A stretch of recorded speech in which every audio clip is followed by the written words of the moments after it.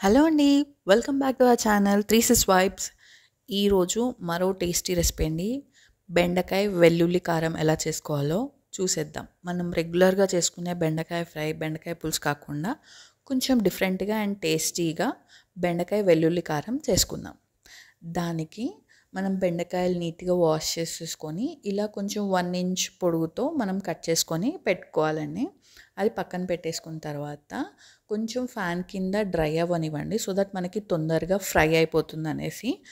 ఈలోపు అది డ్రై అయ్యేలోపు మనం ఒక ప్యాన్ తీసుకొని అందులో కొంచెం శనగపప్పు, కొంచెం మినపప్పు, కొంచెం జీలకర్ర అండ్ ఎండుమిరపకాయలు ఇవన్నీ వేసుకొని వేయించేసుకొని అందులో ఒక 10 to 15 వెల్లుల్లి రెబ్బలు ఇవన్నీ వేసేసుకొని కొంచెం సాల్ట్ తగ్గట్టు వేసేసుకొని ఇవన్నీ గ్రైండ్ చేసేసుకొని పెట్టుకోవాలండి.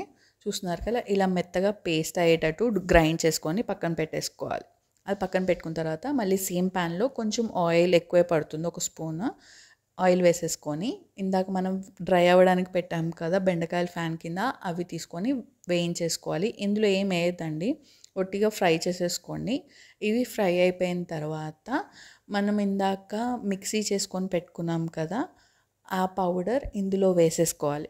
మొత్తం నీట్గా మొత్తం వేసేసుకున్న తర్వాత అందులో కొంచెం పసుపు అండ్ కొంచెం ధనియా పౌడర్ కూడా వేసాను నేను. అది వేసేసి మీకు సాల్ట్ అడ్జస్ట్ చేసుకోండి, మీకు సరిపోలేదు అనుకుంటే కనుక ఇంకొంచెం యాడ్ చేసుకోండి. యాడ్ చేసేసుకొని ఒక 2 to 3 minutes మనకి స్లో ఫ్లేమ్లో కొంచెం ఫ్రై అవ్వనివ్వండి.